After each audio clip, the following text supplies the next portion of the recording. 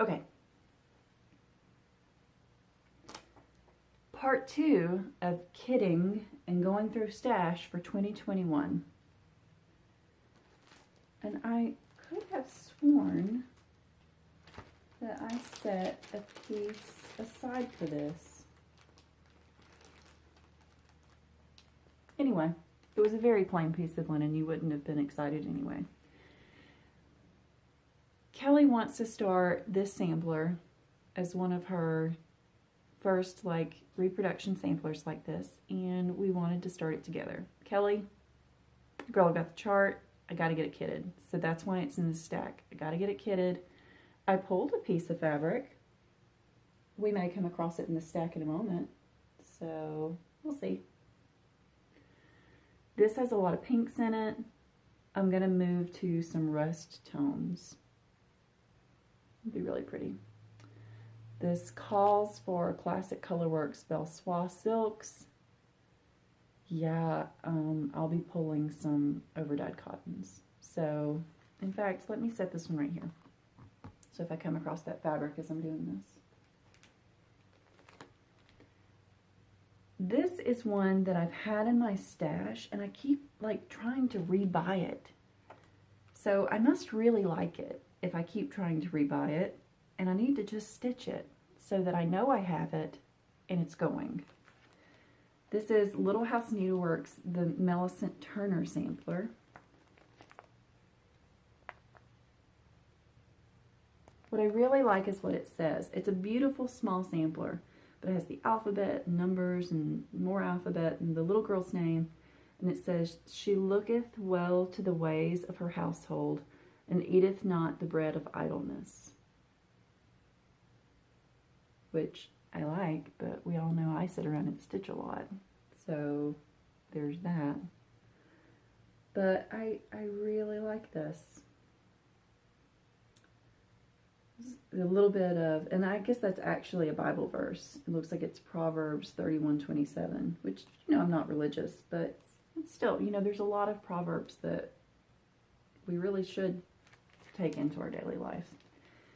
I have this 36 count classic. This is Victorian Motto, Nancy Turner. I'm part of her fabric club. For a while I was getting half yards, and now I've downed it to quarter of yard pieces. So I have a good many of these, and they're perfect for just things like this. Absolutely perfect. So yeah, I'm gonna get that kitted up, and I may even pull from stash and not use the called for colors because I don't love all of these colors. I love the chart. Calls for Classic Colorworks. There's a Belsois conversion in DMC. Yeah, I'll just pull some colors. This one I want to do because I think it's a cute little sampler, but also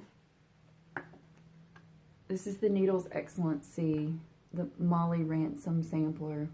This is an old vintage chart. I grabbed it because she stitched this when she lived in Watertown, Massachusetts, which means nothing to me, but it means something to Jim, because Jim, he lived all over the place as a kid, but they lived in Watertown for a long time, and he has a lot of family that still lives in that area and in Massachusetts. In fact, we've been there several times for see family and weddings and funerals and whatnot.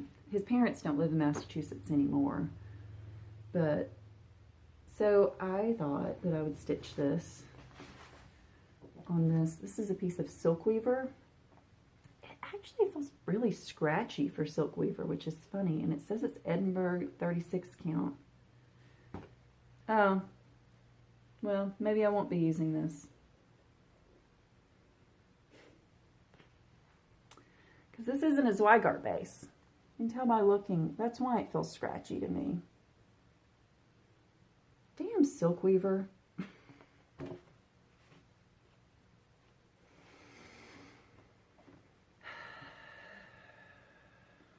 How did I not notice that until now?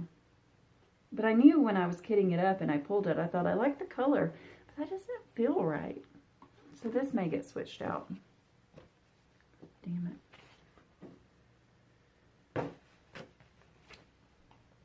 It looks like it is black and brown and cream, but it actually calls for DMC, and it's done in, some of the DMC colors are 890, which is green, 712 ivory, 729, which is gold, 640, which we know is like grayish brown, mainly brown color, black, and then 501, which is a pretty blue-green. And that's not at all what it looks like in this picture.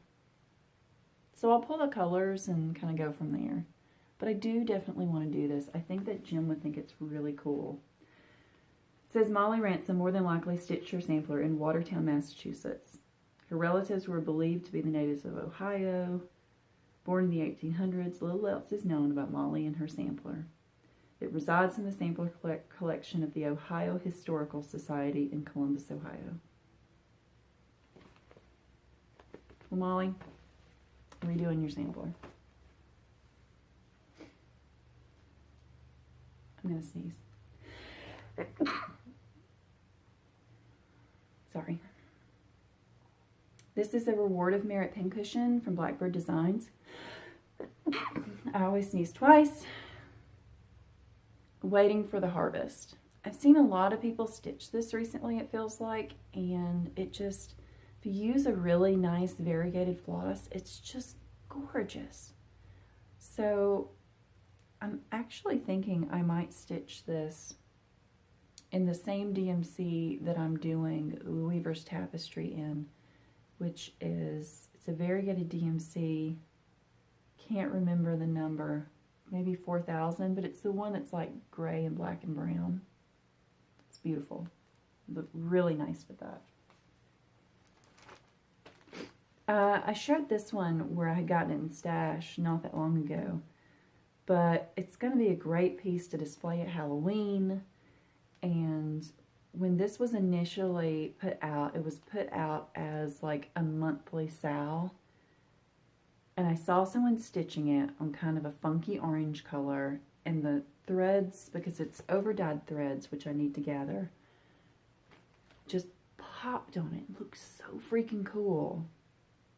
So I have to do this, and gosh, I just love it so much. This is Ink Circles, Another Year Creeps By. And I think this is a Lakeside color that I thought that once it arrived from 123 Stitch would be more muted like most of their colors. It's not.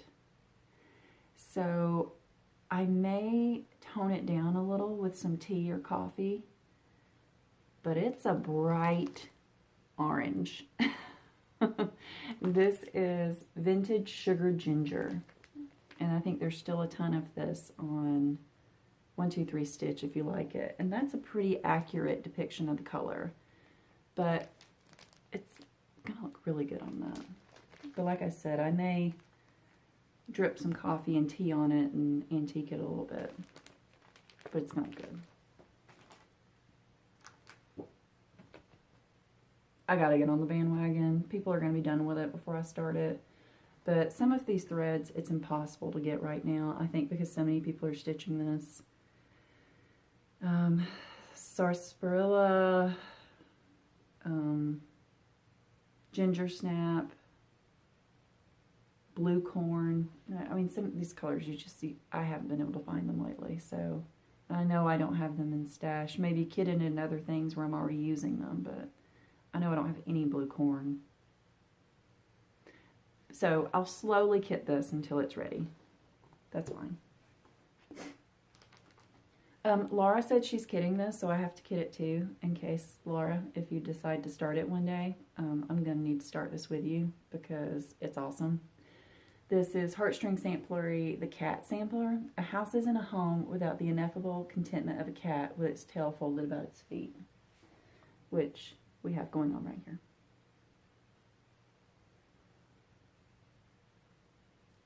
It's just really great.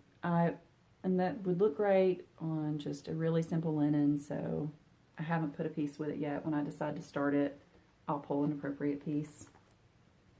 But I got to get the linens, or the threads first. These are both Permanent of Copenhagen charts that I have in stash that I really want to start one of them. I don't know which one. I'm leaning towards the Emily Landwehr. This is Permanent of Copenhagen, Emily Landwehr, and that's Landwehr. Very German. I love it. It's so pretty.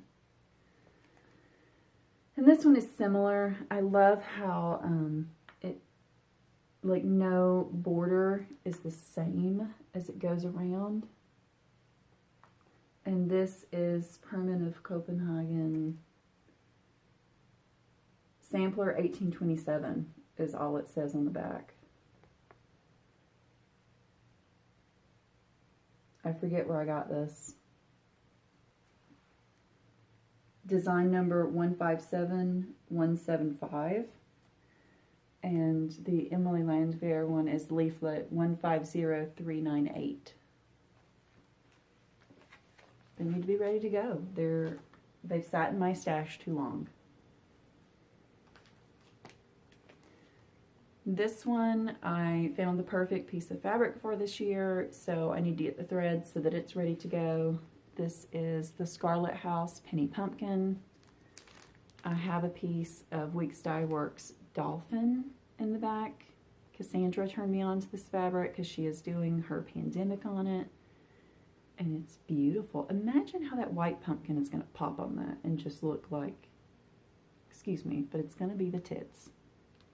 So this white pumpkin is going to be the tits on this fabric.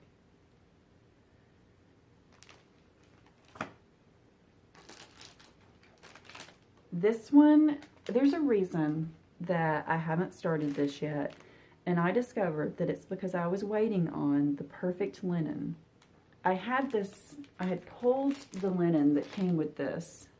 This is Shakespeare's Peddler Maria Finney, 1832, Adam and Eve's House.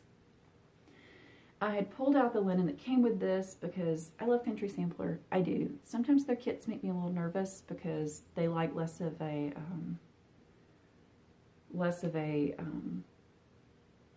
border fabric amount than I do. I think that they usually kit for 2 inches, and I feel more comfortable with 3. And it works in a Q-snap better with 3. So, I mean, I love their fabrics, though. They send great stuff, so I'll just use it for something smaller. No big deal. So I had pulled that fabric, and I had put in a piece of Silk Weaver Sand Dune. And I just kept thinking, I just wasn't in love with it. So I pulled it out, and then I was laying these threads on different fabrics yesterday, and then fell in love with this.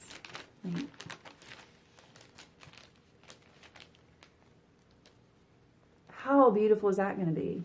This is XG Designs. You can tell I got this from Teresa Vanette Kit and Stitcher.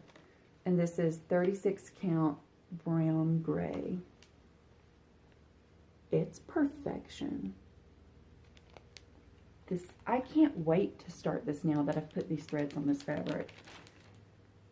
Like, all of the colors pop on it. The only one that blends just a little is, hold please.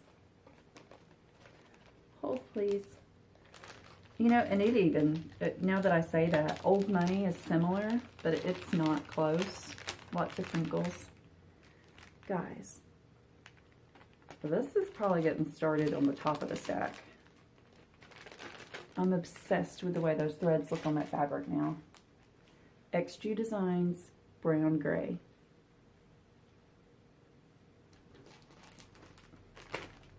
This one I have to start because Jim kitted this for me. And this was before he knew that I didn't like silks. There's silks in this bag.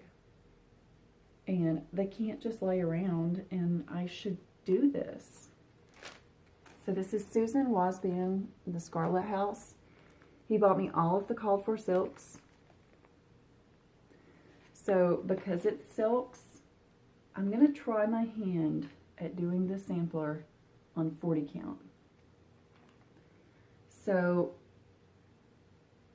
that's one reason I haven't started it, because I'm a little intimidated by 40 count and a sampler, and there's some over one in this, and I may have lost my mind, but I just need to get it started, and maybe I'll do a little bit here and there. So this is the Scarlet House Susan Wasband, and this piece of fabric is, and I keep sneezing and I can't figure out why. I think it's the light. My brother has always told me that because I have blue eyes, like as soon as I walk outside in the sun, I sneeze. He was like, well, my brother's one of those highly intelligent people who make the rest of us feel not intelligent. And he's like, well, scientifically, your eyes are more sensitive to light and sun because they're blue when they let it, I don't know. So, anyway, vintage cedar plank, 40 count, for the called for silks. Make me start it. Somebody make me start this. Does somebody else have this and want to sell it, which will make me start it? That's what I need to do.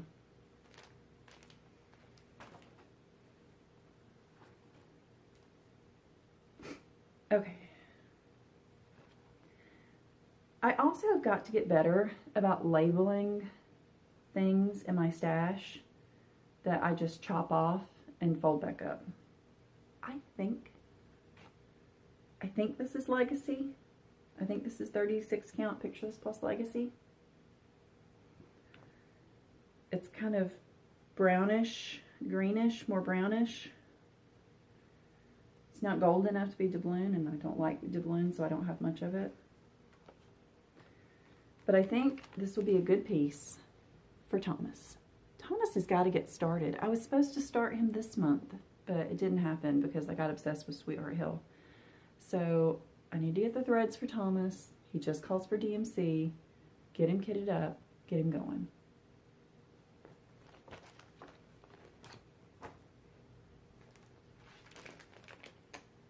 There we go. There's your fabric. This is the fabric that I pulled from Mary Lindley. Really plain. This is Nancy Turner Victorian Motto Neutral. But, I mean, it's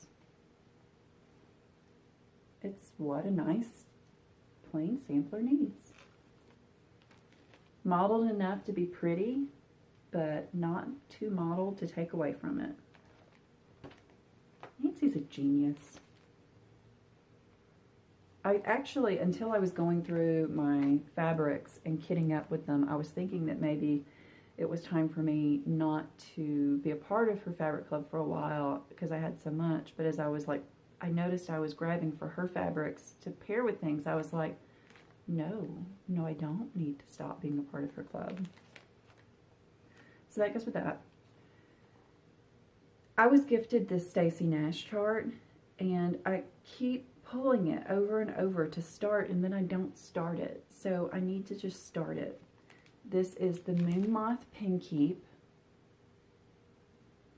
and this is on, like, the called for fabric is 36 count Dixie Sampler linen in Gretchen's Gray. Jim last Christmas had bought me this 18th Century Blackbird, which I think is kind of perfect. So I won't use all of it for this. So maybe I need to pull another Stacey Nash or two that needs to be on similarly dark fabric and do them together. It's not a bad idea. Maybe I'll go upstairs after this and pull a couple more. Okay. Olivia's making me start this. I'm starting this in December this year, if not before. Sweetheart Hill, like I said, has taken over my life, so it's taking precedent. But this is Home Place at Christmas. This is a Not Forgotten Farm chart that I guess went out of print and is now back in print. You can get this on their Etsy site. I will forewarn you, I don't know why, but I have heard from people that the PDF is not great. The PDF is blurry and hard to read, and it's hard to tell what symbols go with what color. I bought the hard copy. So it's a one-page chart that honestly should have been put onto 2 pages because it is really tiny and hard to read. But I can read it. But just be forewarned. Home Place at Christmas. It's beautiful.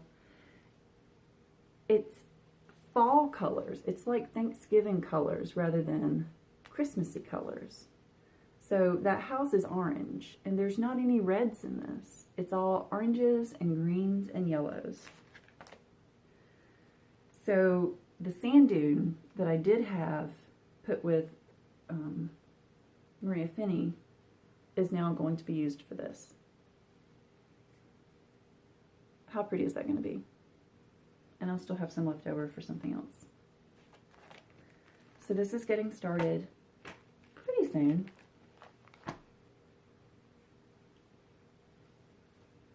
One left. This is actually a priority start because I've been going to start this for maybe 1.5 years. Like I was going to start this last November, and it's November again. It's been in a project bag. But I also was missing a couple of the threads, and I think I finally have them all. I need to go through and double check. And it's so pretty. This is Victorian Rose Needle Arts, Jane Baxter.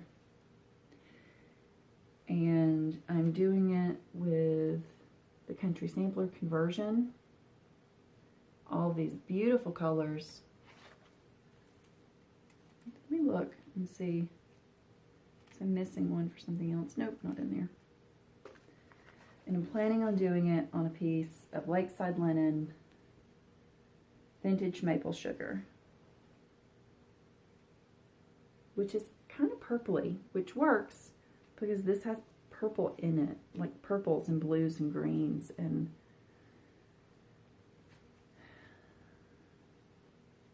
if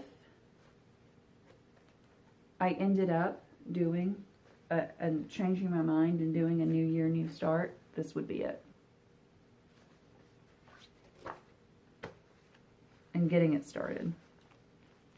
Because I've put it off for too long.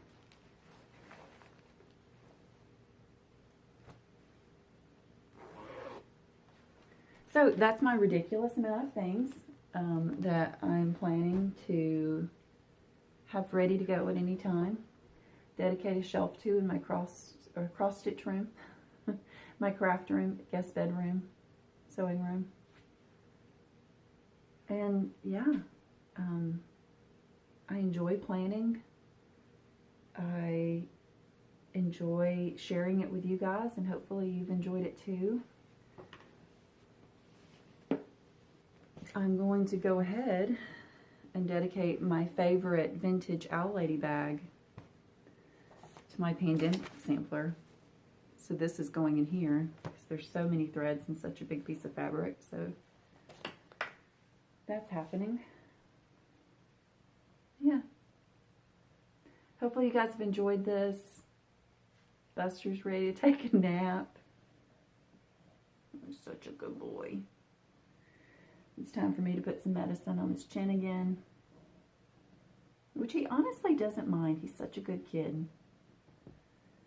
At this point, Buster's my old man. He has to take a pill every other day. He sleeps more than he plays. He's a good boy. Come here.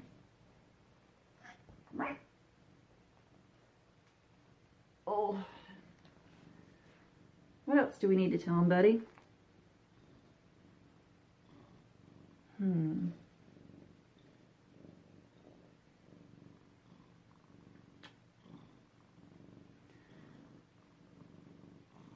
He's so sweet.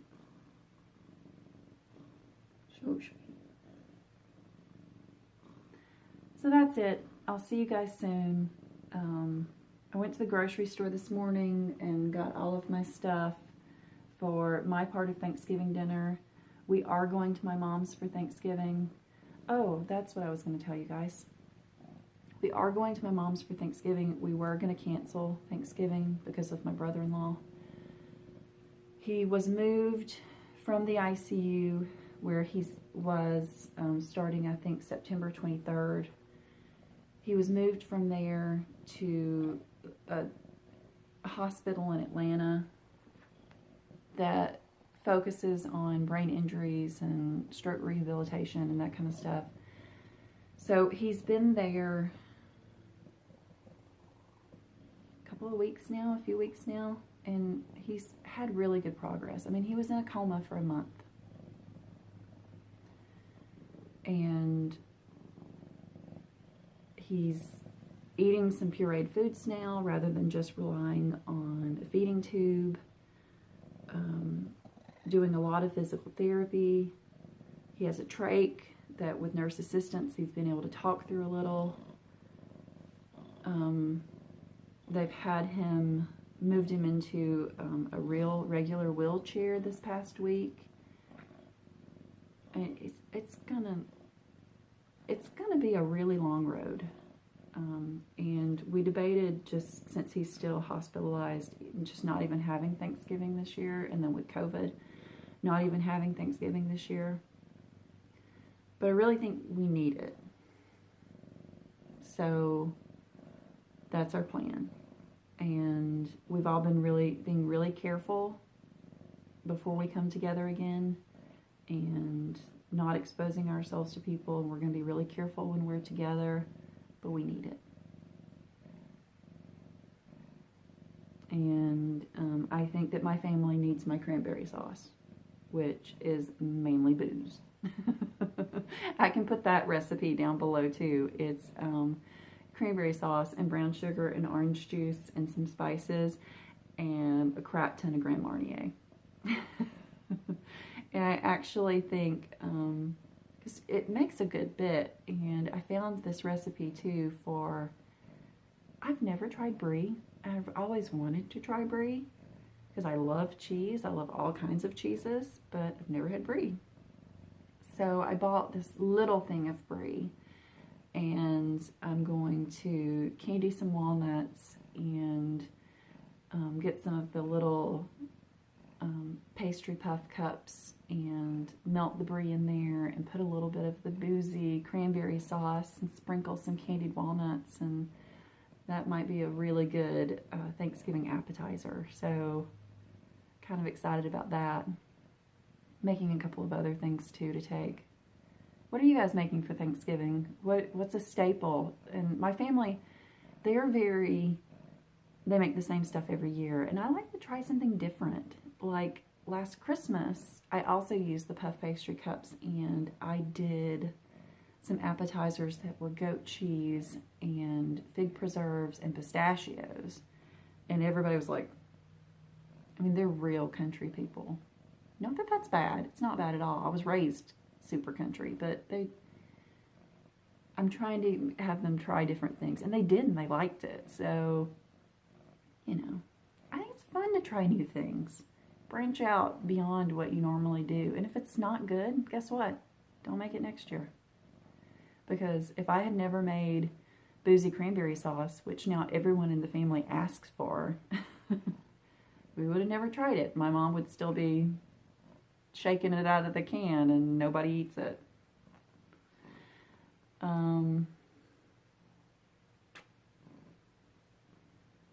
Jim and I are doing a lower key Christmas, or I'm trying to make him do a lower key Christmas.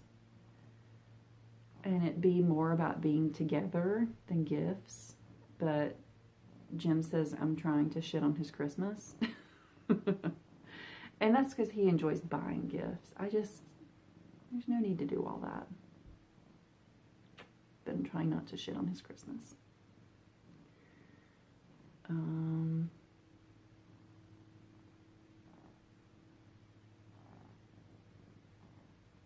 That's it.